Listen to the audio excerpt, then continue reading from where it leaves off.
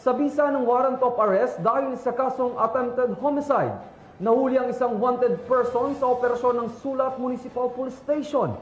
Ang buong detalye ng report ay mula kay Patrolwoman Cristel Palafox. Nahuli ng mga otoridad ang isang lalaking wanted person na may kasong attempted homicide sa Barangay Santo Tomas, Sulat, Eastern Samar. Naresto ang akusado bandang alas 10:30 ng umaga ng mga tauhan ng Sulat Municipal Police Station kasama ang Eastern Samar Provincial Intelligence Unit, 801st Maneuver Company, Regional Mobile Force Battalion 8 at Regional Intelligence Division, Regional Special Operations Unit 8. Sa bisa ng warrant of arrest para sa kasong attempted homicide na may nirekomendang piyansa na 36,000 pesos para sa pansamantalang kalayaan. Dinala ang akusado sa Sulat MPS para sa kaukulang dokumentasyon at tamang disposisyon. Ang operasyon ay naging matagumpay sa pakikipagtulungan ng mamamayan upang mapaigting ang kampanya kontra kriminalidad para mapanagot ang mga taong may sala sa batas at mapanatiling ligtas ang komunidad tungo sa bagong Pilipinas.